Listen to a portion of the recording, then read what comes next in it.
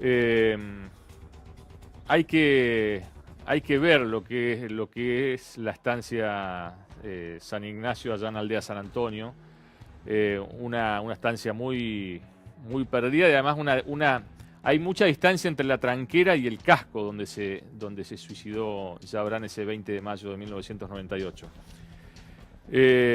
Segunda parte del reportaje a la doctora María Angélica Pivas. A ver.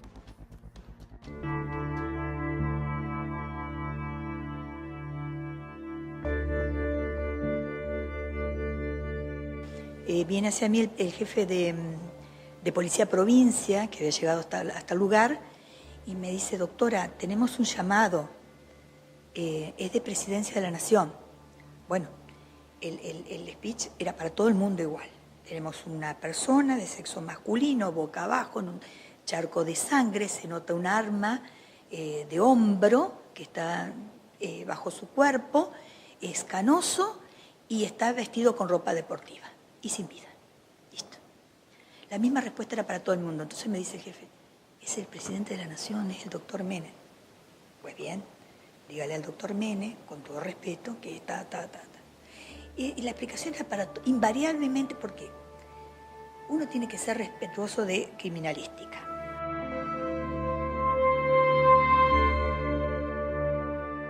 Nosotros estábamos muy tranquilos. Sí había teléfonos pinchados, porque recuerdo que en una oportunidad, ya cuando se estaba descomprimiendo un poco la cosa, ella estaba en su casa de Barrio Don Pedro, yo estaba en la casa de mi madre, y estábamos hablando, ay, por fin un día un poco, un comentario así muy coloquial, y por ahí una voz de hombre: que lo disfruten. Y le digo: Graciela, hablando con mi jueza, con la que tenía, aparte de profunda admiración, mucha confianza, digo: Graciela, como ella es soltera, digo, medio en broma, ¿con quién estás? No, yo pensé que vos estabas con alguien. No, yo estoy sola acá. Bueno, indudablemente estaban los teléfonos mal.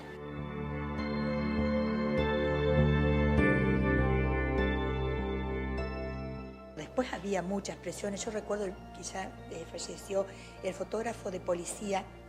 Por ahí escuchaba unas malas palabras, ¿no es cierto?, unos periodistas que le estaban gritando muy feo al fotógrafo Quintero. Y él llegaba, un señor mayor ya, antes de jubilarse, y se siente y me dice: le juro, doctora, le juro que yo no fui. Pero Richard le decíamos, Ricardo, le digo: ¿pero qué sucede? ¿Qué pasa? Yo no, le juro, doctora, yo no vendí ninguna foto. Acá le traigo todos los negativos, yo no vendí ninguna foto. ¿Qué sucedía? En Canal 11 en Telefe, habían publicado una foto diciendo que habían comprado, no recuerdo bien, porque nosotros vivíamos en tribunales, literalmente. La habían sacado del museo de Estados Unidos. Era una persona así, masculina, que estaba boca abajo, pero con el torso desnudo y con un reloj negro. Primero, el reloj de Yabrán era un Bulgari, que me acuerdo que cuando se lo devolvimos para que le hiciera entrega a la familia, Héctor Colela dice: esto puede pasar en Entre Ríos, que me devuelvan esto. Yo pensé que no le iban a encontrar esa otra anécdota. Un reloj Bulgari de oro macizo. Y estaba en su mesa de luz, él no lo tenía puesto.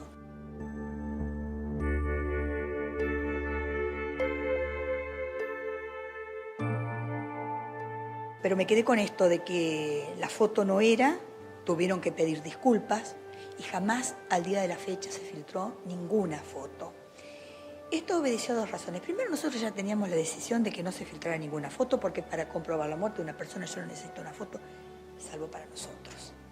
O sea, que había muchas cosas que se inventaron, lamentablemente, pero uno no podía salir a responder a todo el mundo, ¿verdad?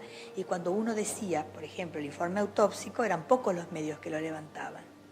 Por ahí estuve leyendo que decía: nunca se tuvo la totalidad del expediente. Señores, la totalidad del expediente se la llevamos con el comisario mayor en ese entonces, Rubén González, director de criminalística, ¿verdad? En una comisión policial fuimos hasta Dolores Y después de estar una espera de varias horas, fuimos atendidos. Después la cosa fue más, bueno, cambió el clima cuando vieron que nosotros lo único que queríamos era ponernos a disposición. Acá están. Nosotros lo que investigamos es la muerte de Chabrán, no hubo una inducción al suicidio. Nada más. De la vida de Chabrán, si era mafia o no era mafia, ustedes se tienen que... Es cierto, nosotros investigamos la muerte, no la vida de Chabrán.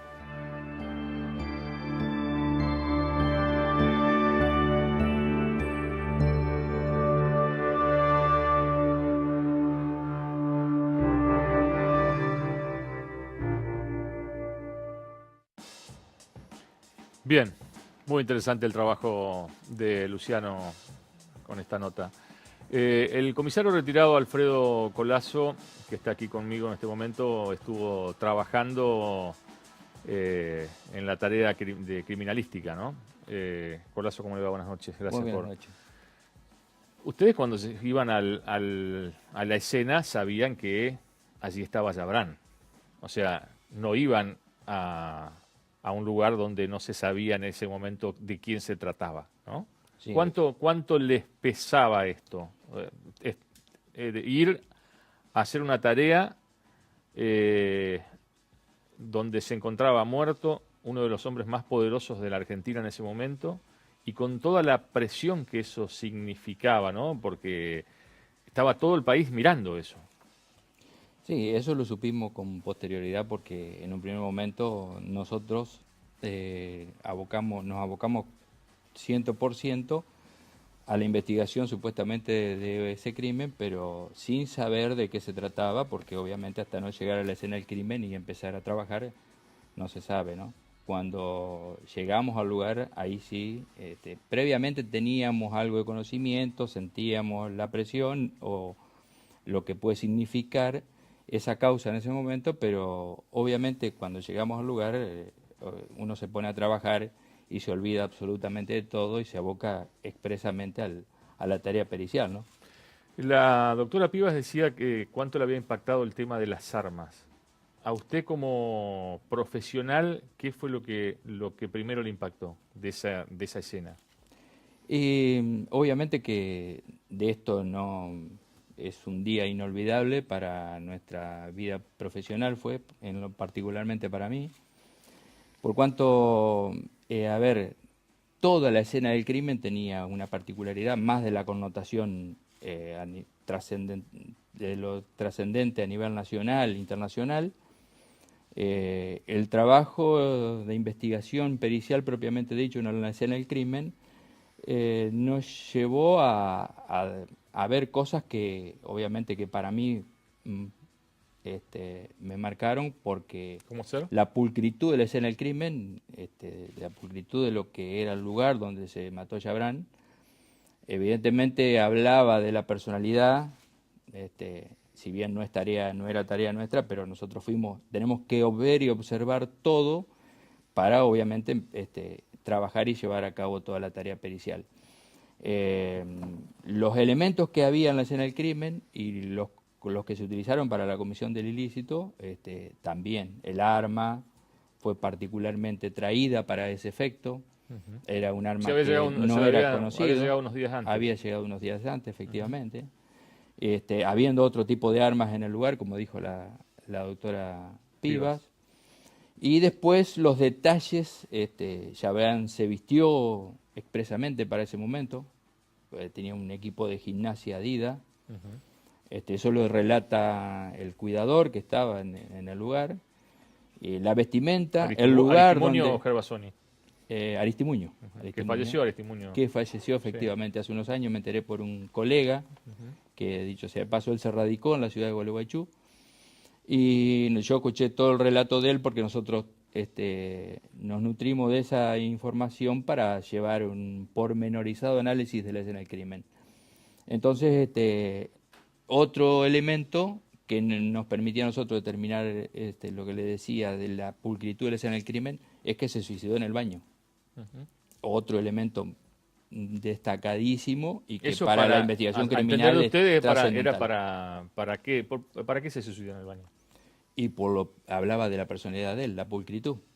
una persona pulcra no quiere que ninguna parte de las propiedades, los elementos, cualquier factor que haya alrededor de él no sea manchado, no sea ensuciado, no sea... Entonces va al baño donde sabe que se puede hacer una higiene total y después desaparecen todo. ¿Por qué usó ese arma y no otra?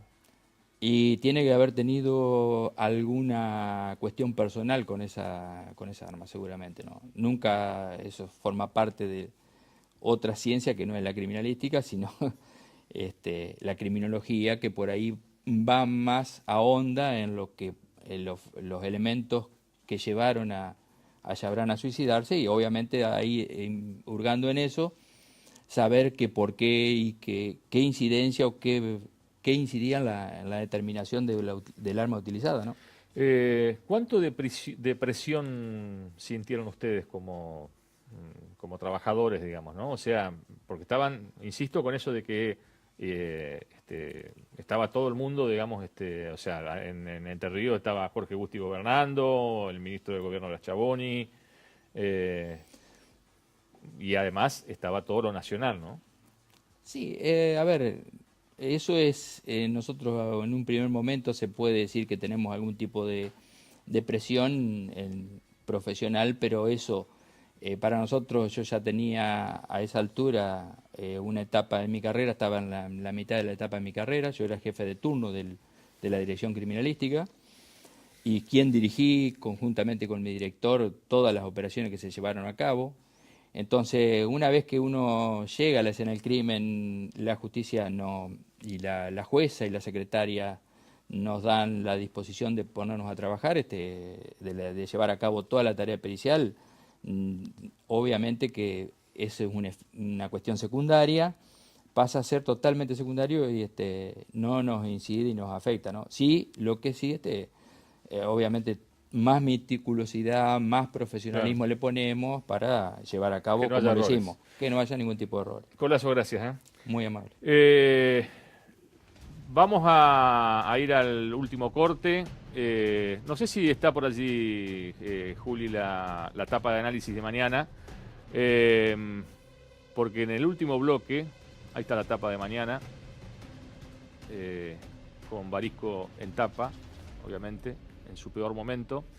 De este tema vamos a hablar después de la pausa. Vamos a conocer novedades de esta causa que conmociona a la ciudad.